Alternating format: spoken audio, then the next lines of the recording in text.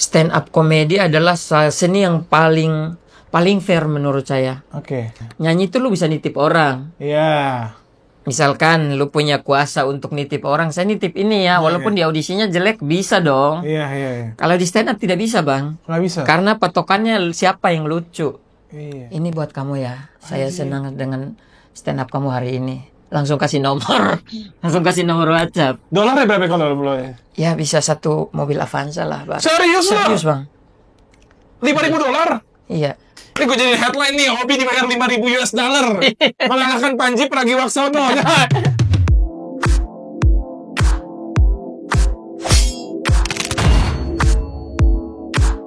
Jadi, please welcome Obi Mesak. Apa kabar Bang Obi? Baik, Bang. Terima kasih banyak. sudah hadir di Beranda, Bang Obi. Karena nih programnya breakdown, berarti kan kita harus nge-breakdown dari lo tumbuh besar dari kecil gitu. Oke, lo tumbuh besar di mana sih, Bang? Saya tumbuh besar di kandang babi. Tidak dong, tidak. Di mana? Saya itu asalnya dari NTT, Bang. Oke. NTT tahu. Tahu dong. NTT mana nih? Kupang. Daerah perbatasan Timor Leste. Oke. Tapi belum perbatasan banget. Ini hitungannya masih ujung lah. Iya, masih ujung. Namanya Soe. Soe. Sejujurnya gue baru dengar sih. Baru dengar kan? Baru dengar. Lah, lo berarti SD, SMP, SMA di sana? Iya, SD, SMP, SMA di sana. Begitu pun juga orang tua juga masih di sana. Orang tua sampai saat ini masih di sana. Oke, di antara keluarga besar lo doang yang ngerantau, adakah yang lain, Bang? Awalnya saya sendiri. Terus bawa adik-adik 2 orang ke sini. Oke, iya. Tapi yang acuan ngerantau siapa, Bang? Lo sendiri atau orang tua? Udahlah, cepet-cepet cabut dari rumah, cari kehidupan karena luas nih. Gitu. Nah, sebenarnya itu yang benar. Yang benar. Yang benar. Dari orang tua udah, kamu udah Dari besar, orang udah tua, dewasa. Iya. Jadi dulu itu ceritanya saya tuh baru lulus SMA. Kebetulan ada keluarga saya di Bekasi. Oke. Om tante saya mereka sudah lama di sini. Terus mereka punya yayasan yang bergerak ke dalam bidang sosial gitu. Mereka bikin yayasan di sana. Baru banget yayasannya jadi saya lulus. Oh, pas banget. Pas banget mereka pulang ke sana kayak acara syukuran, acara besar begitu pulang. Kebetulan mereka ngajak untuk ikut ke Jakarta gitu. Memang awalnya mau dikuliahkan sama mereka. Oke. Akhirnya mulai terjun ke stand up comedian. Nah, saya kuliah, Bang. Kuliah. Terus saya kabur dari keluarga saya yang bawa saya ini. Dari yang di yayasan itu? Dari yang yayasan ini. Di Bekasi berarti itu ya? Di Bekasi. Iya, kaburlah tahun 2014. Oh, berarti kuliah udah 2 tahun dong. Udah 2 tahun kuliah. Saya merasa karena background alasan kenapa saya kabur adalah semua kehidupan saya difasilitasi, Bang. Saya tidak nyaman sebenarnya. Betul. Saya minta apa aja dikasih sama mereka. Terus saya merasa kalau begini jadinya manja sayanya. Tapi syukurlah ada kesadaran itu. Iya, betul. Orang kalau udah dimanjain kan enak banget ya. Enak banget. Ya, cuman saya merasa orang-orang biasanya bilang Jakarta keras. Kok saya tidak merasakan Jakarta keras begitu. Akhirnya awalnya saya minta izin baik-baik untuk keluar tidak dikasih, minta izin kedua untuk keluar tidak dikasih. Akhirnya ketiga kali ya kabur aja lah gitu. Tapi sekarang hubungan baik-baik aja kan? Jadinya setelah itu membaik karena sebelum keluar itu saya berjanji sama mereka dan berjanji sama diri saya bahwa saya tidak akan saya akan menjauhi narkoba. Saya akan menjauhi minuman keras. Saya kecuali pergaulan bebas saya harus. Tapi apakah benar menjauhkan minuman keras? Benar. Sampai saat ini narkoba banyak godaan tidak pernah saya. Iya, ngerti. Gitu. Akhirnya lo cabut, Bang Obi, lo kemana, Bang? Nah, itu saya masih jalan kuliah tuh, kuliah akhirnya supaya bisa hidup. Kosan bulan pertama itu saya minjam uang 400.000 ke om saya. Habis itu saya tidak pernah. Om di kampung? Om saya di kampung, ada om saya satu om saya di kampung, dia PNS punya uang. Saya bilang saya mau keluar dari om yang di Bekasi, saya tidak bawa uang sama sekali. Saya pinjam uang 400.000 untuk kosan bulan pertama, sisanya ya terserah. Harus dekat situ? Di Rawamangun. Kayu Jati. Komplek Bea Cukai. Oh, tahu. Samping Komplek Bea gedung Cukai. Lia tuh. Iya. Iya, mau rame di situ. Akhirnya Bea setelah 1 bulan itu tuh bertahan hidup aja tuh. Bertahan hidupnya itu saya melamar kerja, akhirnya kerja di samping Tip Top Rawamangun itu dulu lagi rame-ramenya burger hitam. Tahu. Iya, tahu. Burger hitam, Nah, awal-awal di belakang burger. situ, Bang. Mm-mm. Iya, iya, Oh, Bang. di Balai Pustaka. Bukan. Sekitaran situ. Iya, Jalan Masjid. Oh, oke. Iya, situ belakang situ lah intinya. Saya kerja di burger hitam itu kurang lebih hampir 9 bulan. Oke. 9 bulan kerja di situ. Kan kerjanya dari sore menuju pagi kan, jam 1 jam 2 Iya, malam. iya. Begitupun ya sebegitu aja hidup. Berarti repeat pagi kuliah, kerja Pagi malam kuliah kerja. sampai sore jam 3, Oke. jam 5 sampai malam kerja. Iya, iya. Akhirnya setelah 9 bulan itu udah nih kerjaan lain atau nganggur atau? Nah, setelah 9 bulan itu saya ketemulah stand up. Komunitas. Belum komunitas juga. Jadi di UNJ itu dulu saya lagi nongkrong di kampus, depan pelataran kampus ada mbak-mbak datang kasih flyer. Besok kita ada acara stand up, tapi sebelumnya ada kompetisi stand up-nya juga untuk anak-anak kampus. Iya, iya. Di situ saya merasa, wah kayaknya saya harus stand up tuh. Ingat kalau materi pertama apa? Kan keresahan kan? Keresahan. Iya. Nah, materi pertama itu saya bahas keresahan saya kalau teleponan sama orang tua. Oke. Karena saya tuh kan di kampung di kaki gunung. Paham. Di kaki gunung. Jadi jaringan memang tidak ada sama sekali. Iya, iya, iya, iya. Mama saya kalau mau teleponan sama saya tuh harus naik ke atas gunung dulu. Lumayan jauh itu jarak. Lumayan. Ya kalau mau teleponan sama saya ya naiklah 1000 mdpl. Udah mau perlengkapan tuh. Iya. Karena cuma mau teleponan doang. Iya, mau teleponan doang. Tapi disitulah akhirnya kaki lu jadi kemana-mana kan? Karena Itulah yang membuka jalan, Bang. Iya, iya, Itu yang iya. membuka jalan. Jadi acara itu ditonton sama 1000-an orang. Berarti- 1000-an orang. hitungannya satu kampus tuh. Hampir satu kampus. Semua fakultas mungkin ada. Ada di sini karena Iya. acara hiburan gratis kan. Paham. Nah, ternyata UNJ itu udah ada komunitas kampusnya, tapi tidak terafiliasi dengan organisasi-organisasi yang di kampus. Dia di luar. Oke, untuk Udah ada urusan stand up. komunitas stand up-nya. Oke. Komunitas stand up namanya komunitas stand up UNJ. UNJ. UNJ dari 2012 malah komunitasnya ada. Udah terlewat berarti lo sebetulnya. Iya, jadi pada saat kompetisi itu ya saya berkompetisi sama anak-anak komunitas itu. Dan lu nggak tahu itu? Dan saya nggak tahu itu. Nah, setelah kompetisi itu, setelah saya turun dari panggung, baru ada anak stand up yang nyamperin. Oke. Bang Obi, kita di UNJ ada komunitas kampusnya. Kalau mau belajar kita setiap hari Rabu. Oke. Gitu. Akhirnya saya tukaran kontak, latihan sampai sekarang. Keren. Sampai Itu gue sekarang. yakin sih mungkin komunitasnya kayak ini siapa Rising Star nih? Wah, Ya kan? itu. Tiba-tiba nggak ada, maksudnya nggak ada nama Obi yang katanya bisa stand up, kok ternyata ada di Betul, panggung betul. UNJ. Terlebih lo anak UNJ, Anak UNJ, anak tapi UNJ. nggak tercium komunitas stand up UNJ-nya Nggak itu loh, pernah, nggak iya pernah. kan? Iya, iya. Akhirnya lo gabung bareng-bareng, tapi kenapa lo bisa gabung sama stand up Jakpus? Kebetul. Bicaranya UNJ kan Jaktim ya, Jakarta Timur kan? UNJ Jakarta Timur. Ah, ah. Cuman saya kan gabung UNJ. Nah, kebetulan anak-anak UNJ banyak yang di Jakarta Pusat. Oke. Kan saya tinggal di Rawamangun. Hmm.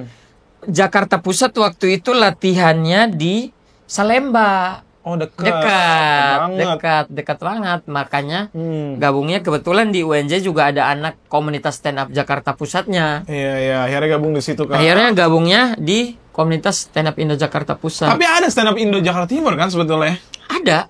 Tapi memang gua nggak tahu nih, ya mungkin teman-teman yang tahu atau Bang Ubi. Letak Rawamangun tuh memang dekatnya ke Jakarta Pusat, Betul. Jakarta Selatan. Jadi Betul. kayak timur mau nggak timur gitu, gimana ya Betul. bahasanya? Timur Nanggung. Timur nanggung gitu. Karena ini bukan timur yang kayak ke Cibubur, bukan kayak Keramat Jati itu kan masih timur tuh. Ini kayak Iya, timur-timur perbatasan itulah. Jadi Iya. deket banget. Akhirnya dari situ lo ikut kompetisi. Akhirnya dari situ kompetisi Kompasnya lagi. Iya. Kompetisi Kompas lagi tapi battle komunitas. Oke. Kompas bikin lagi battle komunitas, gabung kerja sama KFC waktu itu. Iya. battle komunitas, cuman diambil 4 komunitas doang. Jakarta Barat, Jakarta Pusat, terus Jakarta Utara sama Bekasi. Bekasi. Jadi head to head antar komunitas sampai final. Menang tapi. Jakarta Pusat menang. Yeah. Jakarta Pusat menang. Lalu Jakarta Pusat siapa sih stand up-nya? Komikanya? Kalau Jakarta Pusat itu sebenarnya komunitasnya dibentuk foundernya Mongol. Oke, tahu. Mongol Stress dia yang bikin. Habis itu kalau Jakarta Pusat itu dulu ada banyak yang lucu-lucu, cuman emang komunitas yang basicnya itu menampung orang-orang yang cuman kuliah, habis itu hilang. Oke. Gitu, jadi nggak ada yang menetap. Iya. Nah, angkatan pertama yang menetap itu ya saya sama Ebel Cobra. Ebel Cobra terbaik. Ebel Cobra. Emang dari dulu udah nggak nyambung? Ya dari dulu emang goblok. Cuman gobloknya goblok masuk ke industri. Iya, gokil sih. Saya respect. Goblok industri. Daya struggle-nya luar biasa, respect Luar lah intinya. biasa. Nah, akhirnya di Jakarta Pusat, terus lama-lama gue bingungnya nih, gue agak ngelompat ya. Boleh, nggak apa-apa. Dari stand up comedian, kenapa lo bisa menggeluti dunia debt collector? Debt collector. Nah, itu perkara korban elit global saya sebenarnya, Bang. Kenapa bisa terjun ke dunia per debt collectoran? Jadi COVID, Bang. 2020. Ya, 2020 COVID itu kan stand up mana ada kerjaan. Iya. Kerjaan ujung-ujungnya doang itu yang ada stand up online gitu. Iya. Cuman kalau kita ngambil stand up online juga ya karena mau ngambil duitnya doang. Paham. Lucu mah udah pasti enggak. Orang Iya, kadang-kadang kita ngelempar punchline buffering. Iya. Nggak efektif lah kalau Nggak efektif, betul. Nah, saya itu lagi COVID itu sampai turun parkiran, Bang. Di mana lo parkir? Jaga parkiran di SCBD. Yang di bawah, underpass bukan? Bukan, di lot 8. Di lot 8, ya. Di lot 8 itu ada teman-teman dari Ambon, dari Flores yang jaga parkiran. Saya main ke situ. Tapi lu udah ada yang kenal di situ, belum? Oh, banyak yang kenal. Oh, iya, makanya gue nanya, sorry Bang Bobi. Tapi di luar lo stand up emang lu sama temen-temen dari timur juga deket kan? Dekat, lumayan dekat. Hmm. Lumayan dekat, makanya waktu COVID gak ada kerjaan, gak ada stand up, gak ada syuting. Mereka ngajak, udah kalau lu cari duit rokok, duit makan mah sini aja mah. Parkiran rame kan, SCBD kan lumayan parkiran. Luar biasa memang. Udah parkir di situ mungkin 2 bulan saya bikin akun TikTok, Bang. Bikin akun TikTok dan nggak tahu kenapa namanya langsung saya namain Ocehan Debt Collector. Kenapa lo terpikir itu? Nggak tahu, mungkin emang itu udah.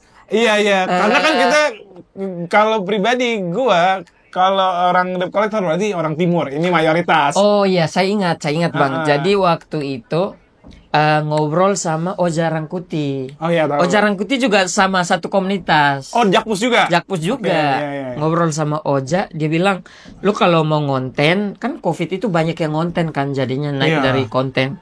Lu kalau mau ngonten di TikTok, lu cari sesuatu yang belum ada di TikTok. Terus saya cari, dan kalau bisa apa yang mewakili kedaerahan lu, gitu, background kedaerahan latar belakang lu. Akhirnya saya cari-cari apa yang berkaitan dengan orang timur ya. Kalau misalnya di seni ya banyak yang musik, banyak yang dance, stand up ya adalah, cuman ya sedikit. Cuman apa yang beda ya? Yaudah, debt collector saya cari tahu di TikTok, gak ada yang serius nih, gak ada yang serius bikin konten debt collector. Cuman kayak video-video amatir orang nagih terus berantem gitu. Dilempar panci sama emak-emak.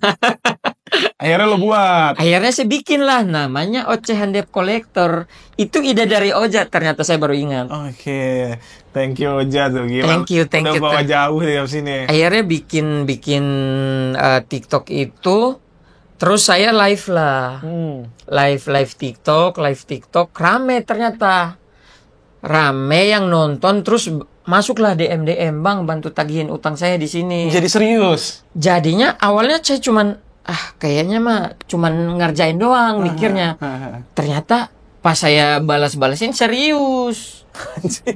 Serius. Cuman saya belum punya basic menagih utang waktu itu, Bang. Tidak tahu caranya psikologisnya lah. Iya, bahasanya. tidak tahu caranya bagaimana supaya menagih. Bernegosiasi. Bernegosiasi harus Iya. ada surat kuasa, bla bla bla. Iya, iya, iya. Akhirnya saya lempar ke teman-teman yang memang kerjaannya nagih utang. Akhirnya beneran. Akhirnya beneran ngerjain satu, dan kebetulan yang ngerjain proyekan pertamanya itu nominalnya ratusan juta. Langsung lo dapet. Langsung ratusan juta dan Gila. berhasil, Bang. Cuman 2 hari datang berhasil. Kliennya orang mana? Kliennya orang BUMN. Gokil. Orang BUMN. Pada saat aksi pertama lo diem aja kah? Apa lo yang terlibat langsung bernegosiasi? Terlibat langsung bernegosiasi. Diajarin lo dong berarti sama teman-teman. Ya, karena saya mau jadi ada teman yang memang dia sudah ahli di bidang penagihan ini. Iya. Saya bawa dia, tapi saya di sampingnya mau belajar juga kan. Paham. Belajar juga. Nah, waktu itu memang yang kita kerjain pertama ini, ada saudara saya punya agensi kreatif. Dia kerja sama BUMN dalam bidang ngerjain jasa konten. Iya. Jasa konten nominalnya ratusan juta, belum dibayar, sisa belum dibayar 200-an juta. Cir, gede banget. Gede, lumayan. Udah akhirnya kita bikin surat kuasa, perjanjian kerjasama, udah kerjain. Cuma datang 2 kali langsung cair, Bang. Happy langsung. banget lah itu. Oh, happy Itu banget. jadi portofolio lo dong. 200-an juta, komisinya 30% berasa, Bang. Gokil. Langsung. Jadi Berasa. bayangin teman-teman ya, dari 200 juta 10% aja 20. Jadi kalau 30 60 juta. 60 juta lumayan. Happy dong teman-teman. Oh, langsung foya-foya. Teman-teman langsung cari lagi dong, Bi. Cari lagi. Akhirnya. Itu klien pertama lo dan langsung berhasil. Udah langsung berhasil. Itu kliennya sempet nyadar nggak sih kalau lo belum pernah menagih utang? Sebenarnya saya jujur, saya bilang saya belum pernah, tapi teman-teman saya jago nih, saya bilang. Ya, akhirnya dia percaya. Akhirnya dia percaya dan kebetulan nominalnya nggak saudara. kecil kan? Iya, Waktu itu betul. langsung besar. Betul. Ya, dan akhirnya udah dibayar perihal ini. Terus klien kedua. Klien kedua ini di Bogor.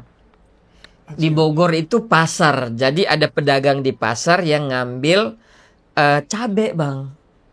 Cabe. Ngambil cabe bertonton tapi dari Jawa Tengah. Hanya gede banget. Dari bro. Brebes Iya. ngambil nominalnya 400-an lah. Dari 1M dia udah bayar sisa 400 juta. Tapi deadlock, nggak lunas. Deadlock gak lunas udah 2 tahun. Oh, udah lama ketemu banget. juga di TikTok. Iya. Di TikTok akhirnya dia kontak saya lewat TikTok. Kita tanya kronologisnya kayak gimana, dia ceritain. Wah, ini secara hukum kita kuat nih karena semua hitam di atas putih kan. Iya, lebih jelas lah. Lebih jelas. Akhirnya udah kita kerjain, berhasil juga, Bang. Berhasil juga. Tapi kalau yang berhasil itu lo kontenin nggak sih? Nah, kebetulan pada saat itu nggak saya kontenin. Iya. Nggak saya kontenin karena kadang-kadang dari rumah udah berpikir bakal ngonten nih. Iya. Tapi ketika sampai di lapangan, situasi membuat kita tidak bisa ngonten. Paham, karena tidak mendukung lah ya. Tidak mendukung. Ya. Gitu. Dan menurut lo, enakan debt collector atau stand up, Bi? Saya stand up dari 2014 sampai saya jadi debt collector itu 2020 lah. 6 tahun berselang 6 tahun berselang, tidak, ya adalah stand up hidup ya, tapi kalau dari hasil stand up adalah barang. Tapi dari 2020 saya nagih utang ke 2000, sekarang 2000. Pokoknya nagih utang baru setahun bisa beli mobil, Bang. Bisa beli mobil dari nagih utang. Stand up 6 tahun tidak bisa beli mobil. Setidaknya lebihnya banyak banget dong. Lumayan. Iya. Tapi teman-teman di kampung lo ceritain gak sih? Atau lo nggak balik-balik ke kampung sekarang? Sampai sekarang udah merantau dari 2011 sampai sekarang 2025 14 sudah tahun tuh. 14 tahun baru 2 kali pulang kampung. Tapi orang tua akhirnya tahu. Sekarang tuh kerjaan saya selain stand up Tahu mereka. kayak gini. Tahu mereka. Iya. Tapi lo nyaman, Gi? Kalau sekarang ini, Bang, kalau nagih utang zaman sekarang beda sama zaman dulu yang pakai kekerasan Iya, segala iya, macam. iya. Kalau sekarang lebih Persuasif persuasif, bahasanya, iya. lebih Psikologis. ya humanis Iya, gitu. humanis. Karena kita tujuannya mau dapat uang kan. Kalau kita nagih pakai kekerasan kan jadinya bisa orang membalikan Paham. perkaranya jadi Hukumnya pidana. jadi ribet. Hukumnya jadi ribet. Ngerti. Makanya kita harus, apalagi sekarang zaman teknologi, HP, orang tiba-tiba videoin upload. Iya, tapi itu juga terjadi di briefing teman-teman lo kan? Untuk Oh iya. untuk rasanya Oh iya. kita pelan-pelan jangan sampai jadi bumerang nih. Betul. Ya kan? Betul. Tadinya kita ini jadi pekerjaan buat mendapatkan rezeki buat kita, ternyata berbalik nih. Berbalik. Jadi mengeluarkan uang, takutnya jadi Betul, merepotkan kan. betul. Dan itu terjadi juga sama teman-teman yang lain kah juga untuk menagih? Iya, semuanya akhirnya kalau untuk saat ini ya, orang kalau nagih hutang sudah tidak pakai kekerasan lagi, Bang. Iya sih. Beda sama zaman-zaman dulu yang orang datang bergombolan Paham. untuk cuman nakut-nakutin orang doang. Sekarang beda, udah beda zaman lah. Jadi nagihnya lebih. Iya, lebih humanis. Iya, karena memang tujuan kadang-kadang kita juga ngobrol. Kalau kita datang baik-baik, orang menerimanya juga pasti baik Iya, gitu. ngerti, Walaupun dia tidak ada uang untuk saat ini, pasti berpikirnya Diusahakan. ngobrolnya, ya saya akan usahakan untuk tanggung jawab segala macam. Akhirnya kita kasih waktu untuk melunasi. Caranya seperti apa ya sih, silahkan. Iya. Dan biasanya juga kalau orang didatengin terus setiap hari, bete juga sih. Bete juga, sanksi Iya. sosial juga, Bang. Iya, Pasti kan? malu sama tetangga. Oke. Apalagi yang sudah berkeluarga, misalnya malu sama anak, sama istri. Dan lu biasanya berapa orang kalau? Kalau saya kadang-kadang cuma berdua, Bang. Oke. Cuma berdua sama temannya. Teman yang ini. Sekarang saya lagi jalan 2 orang. Oke. 2 orang. Lu ada perusahaannya nggak sih gitu? Arahnya ke perusahaan. Arahnya lagi diarahkan ke perusahaan. Cuman sekarang belum. Banyak banget yang mau invest, Bang, untuk mau bikinin PT. Serius? Iya. Iya sih. Karena apa ya? Orang kayaknya melihat peluang karena bisnis ini ya orang kadang-kadang ngelihatnya cuman kita bisnis cuman modal seram, modal Paham. apa, tapi yang orang tidak tahu lu harus punya ilmu negosiasi Iya. sama orang, lu harus punya skill komunikasi. Iya benar. Ketika di lapangan ketika misalkan kita turun ke lapangan, semua yang terjadi di lapangan itu tidak bisa kita prediksi, Bro. Iya. Apapun bisa terjadi di lapangan dan lu harus berpikir cepat untuk bisa menangani masalah-masalah yang akan terjadi di lapangan. Nah, itu harus butuh pemikiran-pemikiran kritis. Ada nggak masalah yang lumayan nggak bisa lu prediksi dan terjadi di lapangan? Banyak hal, Bang. Saya pernah ditodong senjata, pernah. Serius ditodong senjata pernah. Cuman posisi-posisi kayak begitu kita juga harus cerdas. Gimana caranya menangani hal-hal yang kayak begitu. Misalnya orang keras, ya udah kita lembut. Iya. Begitu. Tapi di antara temen-temen lo, kan temen-temen lo mungkin freelance juga untuk kayak penagih hutang dan lain hal. Ada yang ngiri nggak sih, Bi? Ngiri dalam hal? Kok lo bisa sih? Gue kayaknya udah terjun lama nih, nggak pernah dapat klien tiba-tiba lo. Oh, oke. Kalau teman-teman, kalau mereka ngiri atau tidak, saya tidak tahu ya. Iya. Tapi biasanya mereka minta. Nah, kalau mereka minta, saya kasih. Misalkan teman-teman saya yang ada di Bandung, kalau ada yang masuk lewat saya terus di Bandung, saya rasa misalkan nominalnya cuma 100 juta, ke Bandung capek-capek 100 juta. Iya. Saya kasih ke mereka yang di Bandung. Jadi lebih baik mereka yang ngerjain. Keren. Jadi rezekinya udah ada lah pak-pakannya ya. Sampai di Kalimantan, Bang. Serius? Sampai di Kalimantan. Berarti lu sekarang masih menerima DM itu dong? Sampai sekarang, Bang, tim saya jalan terus. Gokil. Di Jakarta saya kemarin 2 minggu di Bandung. 2 minggu di Bandung, kerjaan, teman-teman saya jalan terus, nagih terus. Tapi hanya penagih hutang doang kah atau ada hal lain? Hanya nagih hutang, nagih kan hutang. ada kadang-kadang detektif independen tuh. Nah, ada juga, Bang. Lo ada juga? Ada juga masuk DM gitu. Tolong dong ikutin nih suami gua kemana, kan bisa kayak gitu. Banyak lah macam-macam rupanya lah. Yang belum lama terjadi itu ada orang bayar saya buat nakut-nakutin orang, Bang. By phone. Enggak, datang. Alasannya apa? Jadi ada orang, dia sebenarnya udah nggak butuh duitnya. Oke. Utangnya dari ratusan juta, sisa 10 juta. Nanggung banget ya. Nanggung banget. Dia sebenarnya udah nggak butuh 10 juta ini. Dia DM saya, Bang, tolong tagihin utang saya di Bandung 10 juta. Oke. Saya bilang, saya mau kalau kau bayar saya 20 juta. Saya bilang, Iya. diseriusin sama dia, Bang. Akhirnya Ayo Bang, kita ketemu, saya kasih 20 juta. Tapi abang nggak usah nagih, cukup nakut-nakutin aja keluarganya. berarti konteksnya dendam doang nih. Dia dendam karena nggak suka sama kata-kata si orang ini. Paham. Kayak kata-katanya Menyakiti mungkin lah. kasar, bahasanya. Iya, menyakiti, melecehkan gitu. Akhirnya terjadinya finally-nya. Friendly-nya ya Lo karena kan cuma nakut-nakutin doang tuh. Terus berapa lama lo nakut-nakutin lo? ya dia cuman mintanya lu cuman datang ke rumah, dudukin aja rumahnya, kirim orang kayak 4-5 orang gitu. Tapi ada batasan nggak sih kalau yang lo kerjain harus berapa minimal utangnya? Kalau di Jakarta minimal 100 juta. Oh, di bawah lo nggak terima? Di bawah 100 juta kayaknya nggak, capek aja dia. Iya, udah. 100 juta juga kadang-kadang ini Bang, kalau kronologisnya tidak jelas, misalnya tidak ada hitam di atas putih atau apa segala macam tuh tidak juga. Oke. Jadi kita tuh sukses fee-nya itu kan nilai apa namanya? Sukses fee itu kan komisi dari nilai hutang kan. Iya. Misalkan hutangnya 100 juta berarti Kalau 30% 30 kesepakatannya juta. ya 30 juta gitu-gitu. Tapi kadang-kadang karena kronologisnya susah bisa 50-50 Bang. Oke. Misalkan yang ditagi ini orang yang punya backingan Paham. kuat juga. Paham. Biasanya lembaga-lembaga tuh Iya.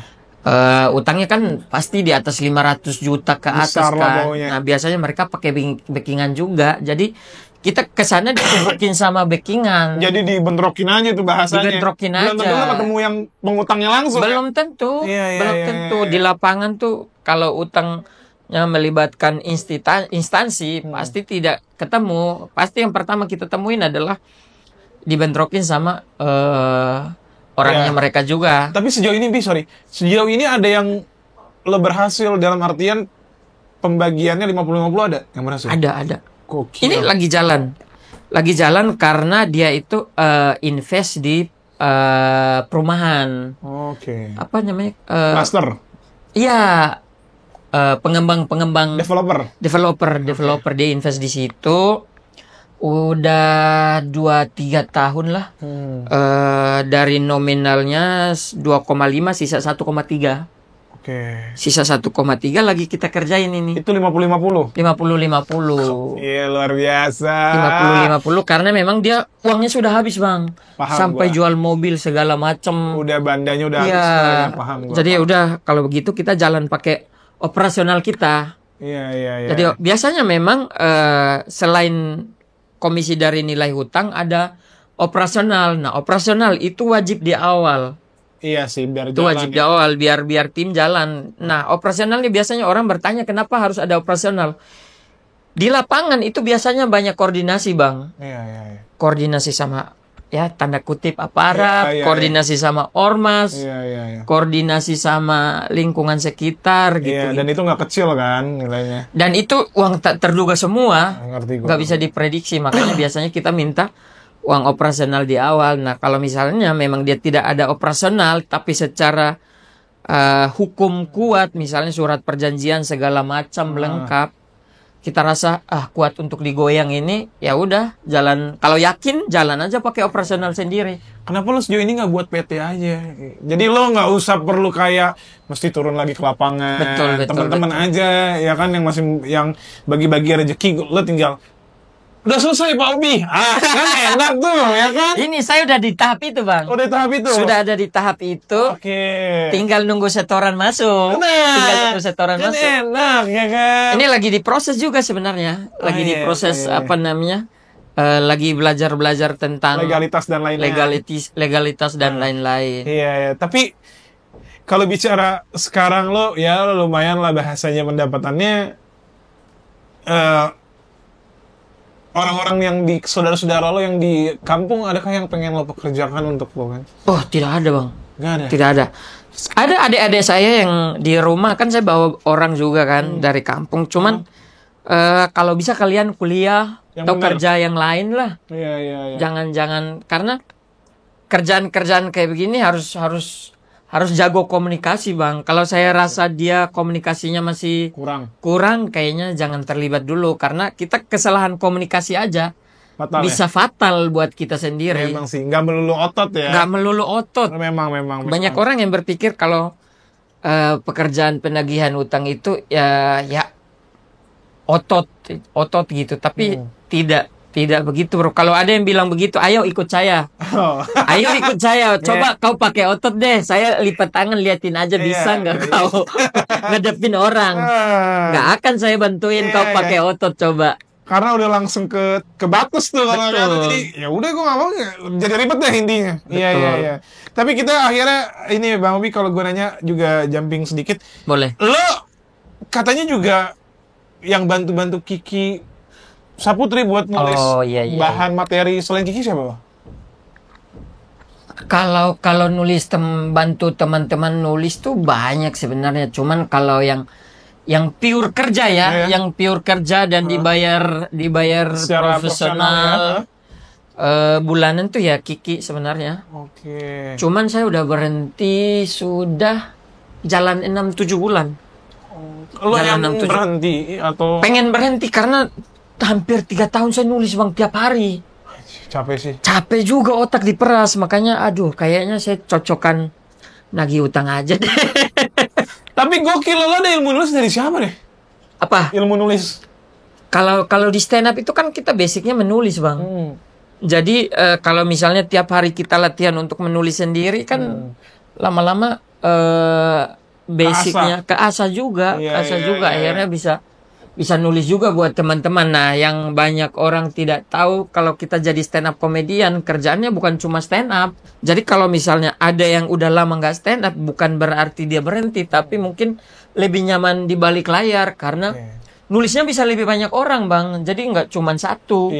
Bisa ngambil dari sini gitu. Jadi emang project menulis itu juga sebetulnya banyak juga sih di dunia stand up. Banyak, apalagi sekarang digital makin berkembang, makin maju. Orang jadi pekerjaan menulis tuh jadi lebih banyak kerjanya. Iya, teman-teman saya juga banyak yang sudah lama berkecimpung di stand up, akhirnya lebih senang nulis karena nulis juga lumayan, Bang, bayarannya. Oke. Apalagi kalau misalnya kita sudah nulis film, itu angkanya mah luar biasa. Angka luar biasa, Bang. Gokil sih tapi emang ya. Tapi lu masih main gak sih Bi sama teman-teman stand up komedi yang lain? Main terus, Bang. Itu komunitas stand up komedi nggak akan pernah saya tinggal sampai mati kayaknya. Itu menurut gue emang solid banget. Benar, solid. Itu gokil banget ya. Kalau kita di komunitas stand up tuh yang diajarin adalah ketika satu naik harus ada 2-3 orang yang dibawa ke atas gitu. Makanya misalkan senior-senior yang di TV, Bang, kayak misalkan Regen sekarang. Regen tuh pasti bawa anak komunitas yang mereka tuh dikenalkan dengan industri itu kayak apa, dibawa ke lokasi syuting, dibawa ke studio. Pokoknya kerja di mana aja, bawaan mereka tuh banyak sebenarnya. Bukan karena mereka butuh, tapi mereka kasih kesempatan. Terlihat sih memang. Iya. Karena industri sekarang mayoritas stand up komedian tuh luar biasa. Sebenarnya ilmu itu sebenarnya diturunkan dan dipantau sampai sekarang, itu yang nurunin yang kayak begitu-gitu ya. Ernest, Radit, gitu-gitu. Panji ya. Mereka itu yang membentuk budaya itu sampai sekarang. Gitu. Tapi menurut gue juga ya kalau lo menjadi komika, etos kerja lo juga lumayan sih. Betul. Iya, itu lo merasakan, Bang, kalau kita jadi, kalau komika tuh kerjanya terbalik sama manusia pada umumnya. Yang lain kan kerja pagi sampai sore, kita kerjanya kebanyakan malam sampai pagi. Karena nulis tuh lebih enak di malam, Bang. Situasi suasana tenang, nggak ada kebisingan segala macam. Itu baru kita otak encer untuk bisa nulis gitu. Sorry Bang Bi, gue nanya menurut lo deh, satu materi itu kira-kira bisa bertahan berapa lama untuk dibawakan di beberapa panggung sih, Bang? Oke. Kalau materi stand up itu balik lagi ke kita si komikanya. Kan kadang-kadang ada orang yang menulis materi hanya karena momentum, misalkan sekarang kita lagi podcast ini yang lagi rame BBM dioplos. Pertalite dioplos jadi Pertamax. Nah, yang kayak begini-begini, materi-materi kayak begini, biasanya cuman momentum doang. Dan itu harus cepat ya? Dan itu harus cepat. Iya, Itu iya. materinya akan paling ya usang 5-6 bulan lagi udah. Ya bukan Ya, 5-6 hitungan minggu. Sebulan 2 bulan lah, sebulan Iya, 2 bulan iya, akan iya. akan tidak akan bekerja lagi Iya, karena akan ketimpa sama Berita lain. berita-berita lain yang ya. yang viral lagi gitu. Makanya kadang-kadang ya balik lagi ke masing-masing stand up komedian. Ada orang kok yang lucu banget di komunitas tapi dia nggak pengen ke TV. Tapi kerjaannya rame juga, Bang. Kenapa gitu ya? Karena dia lebih senang bahas hal-hal yang tabu, misalkan Paham. agama, Iya, iya. hal-hal yang seks, Iya. politik, segala macam itu kan untuk industri susah kan. Ada batasan lah. Ada batasan. Iya. Itu nggak bisa. Nah, mereka tuh memang sudah memilih untuk jalannya di situ. Oke. Lebih kayak kalau ibarat kita tuh kayak mengeksklusifkan diri sendiri, materi sendiri gitu. Nah, kalau kita komika-komika Indonesia Timur tuh punya sesuatu yang spesial sih menurut saya karena kebanyakan isu yang kita angkat adalah isu-isu yang umum terkait dengan isu-isu sosial segala macam. Jadi saya sampai sekarang materi-materi saya yang 2015, 16 ada yang masih kepake, tapi tidak di semua panggung. Oke. Di panggung-panggung tertentu masih bisa saya pakai. Iya. Tapi Bang Obi, tadi malam gue sempat juga kan ketemu Egi, dan gue menanyakan juga, sekarang kan sosial media luar biasa ya. Betul.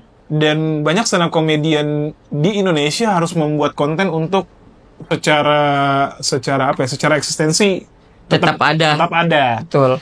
Kadang-kadang para stand up komedian tidak bisa memisahkan untuk membuat konten dan materi.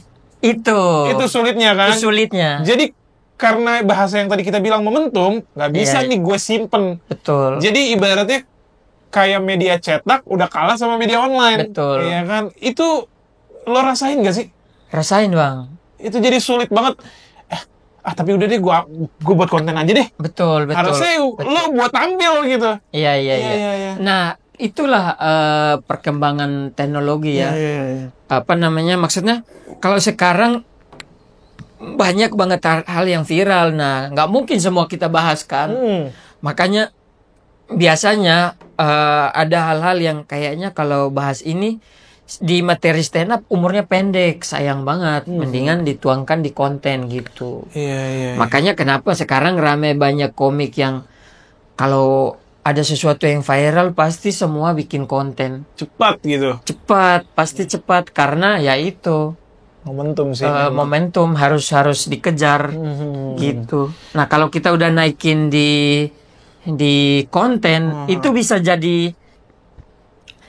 jadi sesuatu yang lebih, misalkan BBM saya naikin di konten, terus ada reaksi apapun di konten itu, misalnya komen-komen orang-orang, misalkan ada buzzer yang komen kayak begitu-gitu, justru itu yang nanti jadi keresahan lagi yang bisa kita jadikan materi gitu.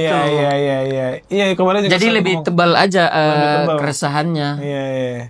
Tapi kalau lo pribadi melihat sekarang stand up komedian atau komika tuh udah sebanyak ini di industri. Betul. Mereka semua tidak ada takut tersaingi kan? Kalau dibilang persaingan pasti ada banget. Cuman stand up komedi adalah seni yang paling fair menurut saya. Oke. Karena di stand up tidak seperti, ya bukan mendiskreditkan seni-seni lain. Oke, komunitas lain lah bahasanya. Kayak nyanyi ya. Oke. Nyanyi itu lu bisa nitip orang. Iya. Misalkan lu punya kuasa untuk nitip orang, saya nitip ini ya, walaupun di audisinya jelek, bisa dong. Iya. Kalau di stand up tidak bisa, Bang. Nggak bisa. Karena patokannya siapa yang lucu. Iya. Kalau misalnya lu misalkan di TV yang punya TV anaknya mau stand up tapi nggak lucu, ya tetap nggak bisa. Nggak bisa karena akan jadi bumerang buat diri sendiri. Gitu. Makanya buat kita stand up komedi adalah seni yang paling fair untuk semua orang. Makanya kita tidak heran kalau misalnya orang baru muncul terus naik. Contohnya Arafah, Bang. Iya. Arafah itu tadinya cuman bocah yang baru gabung komunitas 3 bulan, ikut audisi kompetisi stand up di TV, dia punya keunikan, cepat naiknya. Nah, yang kayak gitu-gitu ya kita nggak bisa iri, karena memang selain dia itu ini, memang dia dikasih sesuatu yang jalan yang cepat, karena dia punya sesuatu yang unik yang kita tidak bisa punya, yang kita tidak punya. Paham. Gitu. Iya. Tapi lo nggak perlu nyebutin nama, lo bilang aja ada atau enggak. Banyak nggak sih di antara yang lo kenal komika yang jarang banget nulis sendiri? Ada. Tapi dia tampil terus gitu. Tapi ada. Okay. Ada yang memang spesialis dia stand up gak pernah nulis, Bang. Oh iya. Gak pernah nulis. Kalau kita kan kalau diajarin Radit terus Ridwan Remin itu kan kita nulis kata per kata. Saya pun begitu. Saya nggak bisa stand up tanpa menulis, kecuali mau latihan. Oke. Kecuali mau latihan. Misalkan hari ini saya mau bahas tentang yang misalkan BBM ini. Udah yang ada di otak saya aja saya keluarin di panggung. Nanti baru setelah itu saya mapping. Oke, yang tadi ini aman, ini kena. Dari latihan itu apa yang saya dapat lagi di panggung gitu. Itu saya tulis tambah lagi gitu. Nah, tapi ada beberapa senior, ada yang baru juga yang memang mereka itu bukan tidak mau menulis, tapi kalau nulis jadi berantakan malah. Jadi dia lebih baik menghafal aja. Lebih baik. Oke, saya pengen bahas ini. Misalkan saya pengen bahas, misalkan kita kalau kompetisi TV kan dikasih tema kan. Misalnya temanya liburan. Oke, saya pernah liburan ke Raja Ampat, saya pernah liburan ke ini, kondisinya begini, situasi perjalanannya kayak begini, di sana kayak begini. Udah, itu yang ada di kepala dia. Oke, ini lucu, yakin dibawain sama dia gitu. Iya sih. Dan gua nggak tahu sih, nggak stand up comedian juga sih, pelawak juga sebetulnya harus, katanya ya, gue pernah lihat statementnya legenda Bang Komeng. Bang Komeng. Kalau komedian tuh kalau nggak nongkrong tuh bakal susah lo jadi cari materi. Betul. Karena kalau lo di atas terus nggak tahu yang di bawah nih, lo nggak dapet keresahannya gitu. Betul. Itu yang lo rasain. Apa ya? Kalau biasanya yang terjadi adalah stand up itu sebenarnya ilmu nongkrong, Bang. Ilmu nongkrong ya. Harus nongkrong, makanya sekelas Uus, Panji, sampai sekarang masih nongkrong, Bang. Kalau kita ngumpul di warkop, di trotoar, semua masih nongkrong di situ. Masih nongkrong di situ karena justru dari yang nongkrong itu lu dapat sesuatu untuk jadi materi gitu. Karena kalau hidupnya terlalu nyaman aja, ya apa yang mau lu bahas? Bener. Lu udah nyaman, udah gak ada yang perlu lu resahin. Makanya kenapa bukan kita mencari-cari, tapi ketika kita nongkrong nih, misalkan nongkrong nih, Bang. Iya, dengan beda-beda kepala lah. Dengan beda-beda kepala, temannya ada yang aneh aja. Itu bisa jadi sumber bahan materi gitu. Makanya memang basicnya stand up itu ya nongkrong. Makanya kadang-kadang yang jadi masalah juga buat kita stand up komedian adalah misalkan ribut tuh. Biasanya ribut sama pasangan kalau misalnya kita kan kerjanya nongkrong mulu kan. Iya, benar. Apa sih lu kerjanya nongkrong mulu? Ya kita nongkrong itu justru itu. Dari situ kita dapat materi. Inspirasi. Nggak ada apa-apa. Kalau di situ-situ doang udah nggak keluar nih materi gua. Tapi Bang Obi, terakhir balik ke kamu tahun berapa? Tahun 2020. Pas pandemi, udah lama banget. Pas pandemi. Pas lo ketika pulang, perbedaan apa yang paling mencolok, Bang? Saya tuh pulang kampung tuh tadinya rencananya seminggu kan di kampung. Balik ke kampung baru 3 hari, nggak betah, Bang. Karena ini kalau gue bagi orang kampung lo sombong banget. Sombong banget, benar. Cuma 3 hari. Cuman bukan tidak nyaman dengan situasi di kampungnya, tapi jaringan, Bang. Ya, ngerti. Susah. Kita di sini sudah terbiasa dengan bangun tidur, cek HP, apa yang lagi hype hari ini, apa yang harus kerjaan apa yang harus kita selesaikan Up hari to date lah bahasanya. Iya, Iya. pulang ke kampung benar-benar terisolasi. Iya. Puyang kerjaan, udah 3 hari pulang deh, kayaknya, iya. Orang tua lu ngomong, nyokap. Ya mereka akhirnya memahami karena Iya. saya bilang semua kerjaan saya dari HP. Iya. Kalau tidak jaringan, bagaimana saya mau kerja? Dan tidak menghasilkan Iya, uang iya, gitu juga betul. kan pada akhirnya kan. Betul. Akhirnya cuma sebentar doang tuh. Cuma sebentar, cuma 3 hari pulang, Bang. Iya. Cuma 3 hari pulang. Nggak ada keinginan dalam waktu dekat atau tahun depan untuk balik. Tahun ini pulang. Mau pulang. Tahun ini rencana pulang. Cuman tidak tahu berapa hari. Jadi beli tiket pulangnya aja dulu ya. Beli tiket perginya Ya, aja perginya dulu. dulu ya, Pulangnya pulangnya mah situasional. Bang Obi, sejauh ini yang paling berkesan dari stand up lo, ada momen yang paling lo ingat nggak? Dalam hal apa dulu ini, Bang? Banyak soalnya. Audiens lah, Audiens. Yang paling berkesan yang terburuk dulu, Bang. terburuk lah. Yang terburuk saya tuh pernah stand up di salah satu bank. Jadi ada salah satu bank yang ngundang Pemerintahan kah? Bukan? Bank BUMN. BUMN. Bank swasta. Bank swasta. Oke, terus? Swasta apa? BUMN deh Iya, kayaknya. BUMN. BUMN punya pemerintah ya? Iya. Ya, punya pemerintah. Ada satu acara yang saya stand up. Benar-benar untuk pertama kalinya tidak lucu sama sekali dalam karir saya stand up.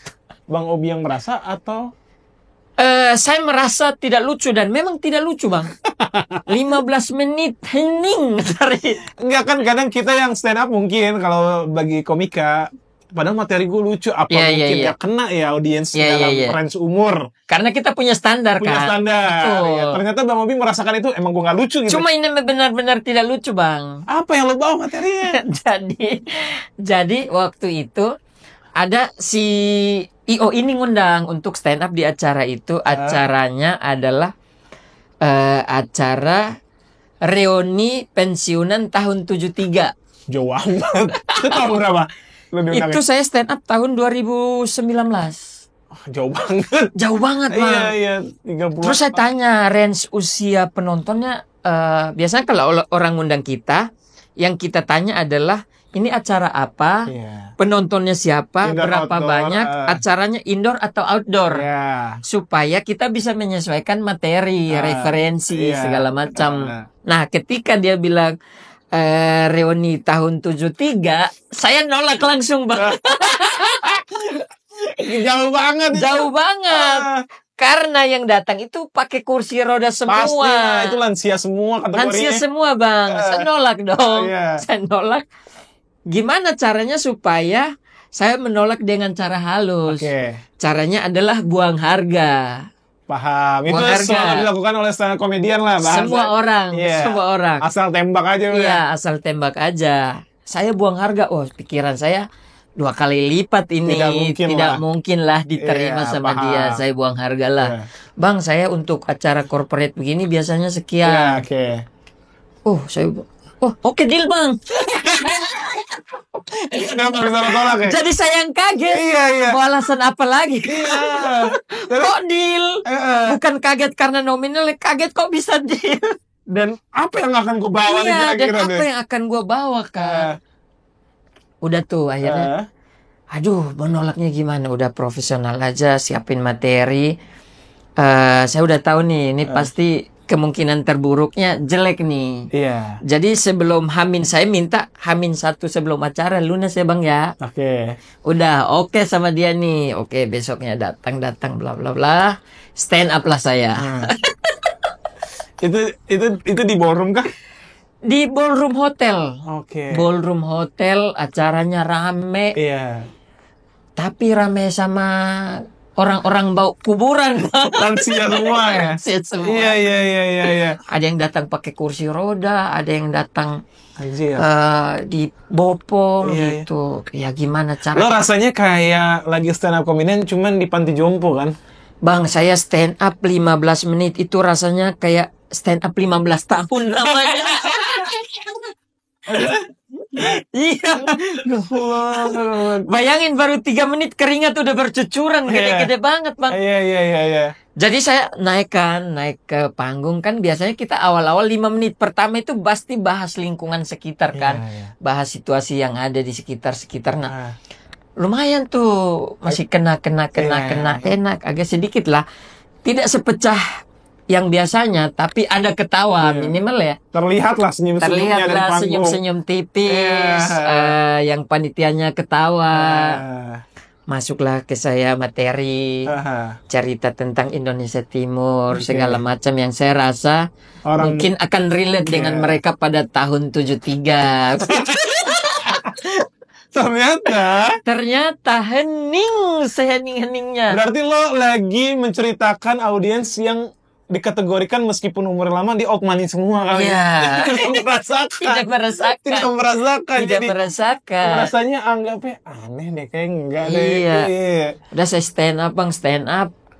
Kayaknya baru 5 menit ada yang teriak dangdut aja dangdut. Terus lo ngomong apa tuh? Ada kakek-kakek duduk di kursi roda teriak aja dangdut. Saya bilang kan gak mungkin kau bangun nyawar.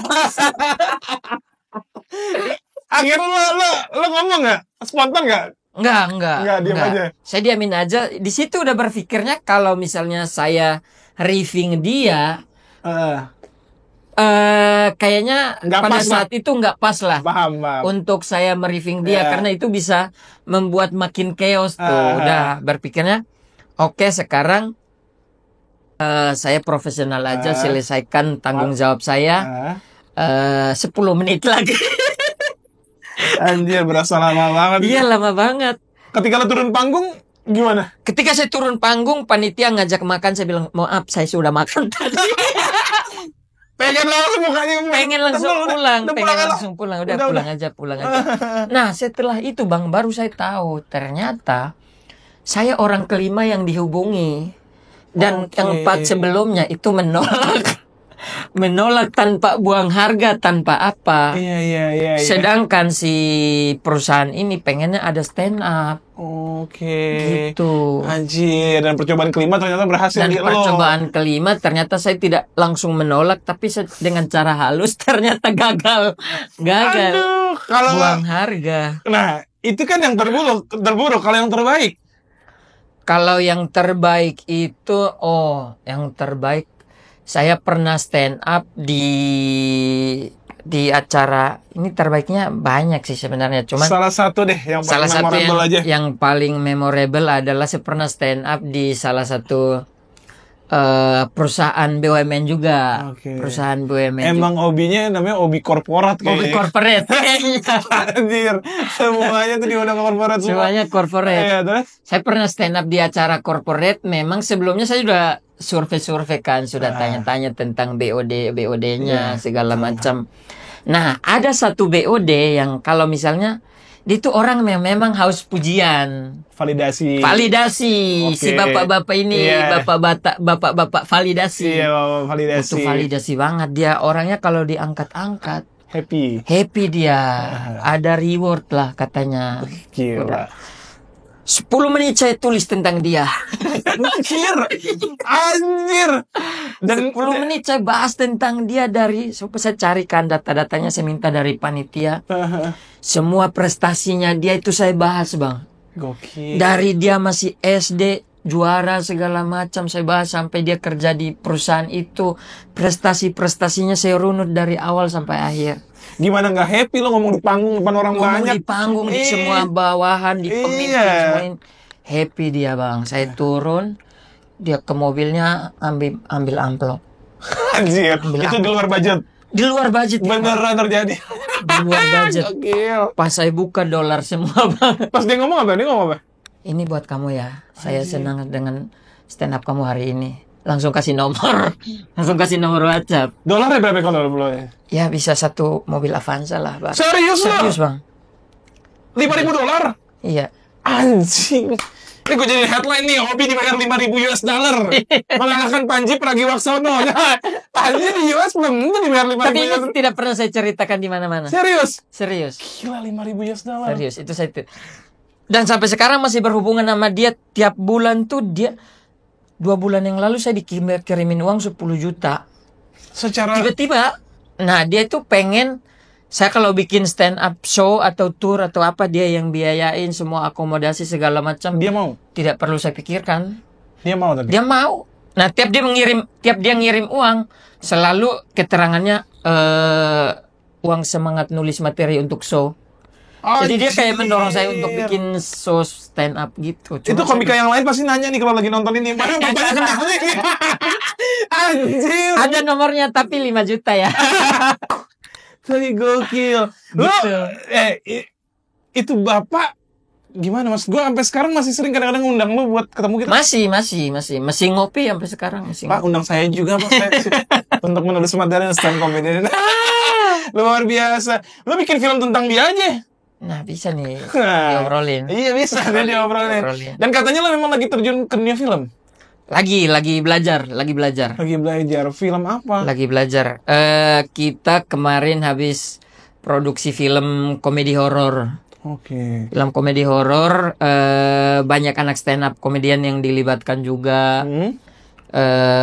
Judulnya Pencari Mayat. Kayak ini dong, tim apa, Basarnas gitu ya? Basarnas. Iya, benar. Melibatkan Basarnas juga ini. Oh, yang nulis lo? Bukan, yang nulis tuh sutradaranya. Lo sebagai apa? Saya tuh benar-benar di situ belajar, Bang. Okay. Memang ada kesempatan untuk belajar. Saya bilang saya mau belajar. Jadi dilibatkan di semua departemen. Saya mau belajar semua departemen, dari produksi, dari kayak belajar kostumnya juga. Belajar tentang set, lokasi, gimana caranya supaya skrip begini, setnya harus begini. Begitu. Semualah saya belajar tentang film. Oke. Semua saya belajar. Ini berarti film pertama lebih? Ya, film pertama yang saya terlibat dari praproduksi sampai nanti tayang. Udah selesaikah prosesnya? Proses syutingnya baru selesai tadi malam. Tadi kemarin. Iya. Ini beberapa teman-teman komika juga turut andil ya. Iya, turut andil. Iya, banyak katanya. Jadi mungkin bisa ditunggu aja. Kira-kira tayang kapan, Bi? Rencana akhir tahun kalau disupport sama si bos itu. Iya. Memang sudah dapat slot di akhir tahun, cuman kan kita nggak tahu bisa. Liburan akhir tahun ya, mungkin liburan akhir tahun. Jadi mungkin teman-teman ditunggu aja nih, jadi tempat belajarnya Obi juga. Iya. Dan lo ke depannya mau jadi apa sih, Bi? Yang kira-kira lo fokusin gitu? Kalau debt collector emang main job lo lah kayaknya lah ya. Tapi sekarang iya di balik itu apa sih yang pengen? Paling ya itu Bang, tadi pengen bikin perusahaan penagihan itu sih yang pengen arahnya lagi ke sana. Ada rencana nggak entah tahun depan atau 2 tahun lagi untuk show tunggal kah? Show tunggal saya merasa belum pantas Bang. Kenapa gitu? Entah kenapa ya, merasa belum pantas saja. Masih pengen, judul show-nya sudah ada, materi sudah ada, investor juga sudah ada, tinggal ininya aja yang belum. Saya merasa momentum aja yang belum pas untuk saya bikin, tapi pasti bikin. Pasti bikin, tapi momentumnya belum. Ada satu hal yang pengen saya capai dulu baru bikin. Bikin show. Oke. Bi, ini pertanyaan terakhir, mungkin penutup. Boleh Bang. Kalau tadi malam narsumnya gue tanya lo 3 tahun ke depan kira-kira mau jadi apa? Oke. Kalau lo 5 tahun yang ke belakang kemarin lo mau ngomong apa sama diri lo? 5 tahun ke belakang? Ya 2020. Era pandemi. Lo mau ngomong apa? Era pandemi. Era pandemi, 5 tahun di era pandemi mau ngomong apa? Iya, sama diri lo kemarin kalau lo. Ya mungkin bisa ngomong aja terima kasih, saya kuat, saya hebat sampai selamat dari COVID, karena COVID sebenarnya banyak orang yang meninggal kan. Iya. Dan kita masih bisa selamat, berarti kita secara Tuhan menyertai kita, secara mungkin juga kita pada saat itu kesehatannya bagus. Tidak terjangkit. Mungkin kena COVID juga kan. Benar. Kena COVID juga kan, tapi bisa selamat ya, mungkin karena ya kita menjaga kesehatan sih. Iya. sorry, gue ulang lagi pertanyaan terakhir buat gue. Oke. Buat orang-orang yang lagi sulit banget hidupnya karena emang ekonomi kita juga lagi payah banget kan, Iya, harus iya, kita iya. akuin sulit, terus terlebih di orang rantau. Betul. Lo gimana pesannya?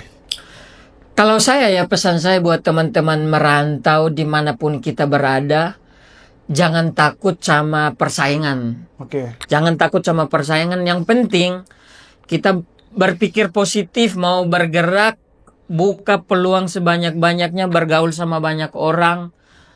Puji Tuhan, jalan akan banyak yang terbuka. Yang penting kita jangan menutup diri. Oke. Itu benar banget ya. Jangan menutup diri untuk bergaul, jangan menutup diri untuk belajar, jangan menutup diri ketika ditegur orang. Oke. Kalau memang itu tujuannya untuk kebaikan. Sip. Terima kasih Robby Mesak sudah main di Beranda. Terima kasih. Semoga sukses karirnya. Amin. Amin. Semoga nanti bisa membawa teman-teman yang lain juga bisa kayak lo juga sukses. Amin. Ya kan, amin. PT-nya juga berjalan dengan lancar. Amin. Terima Sampai kasih. ketemu di episode selanjutnya teman-teman di Breakdown. Bye. Bye.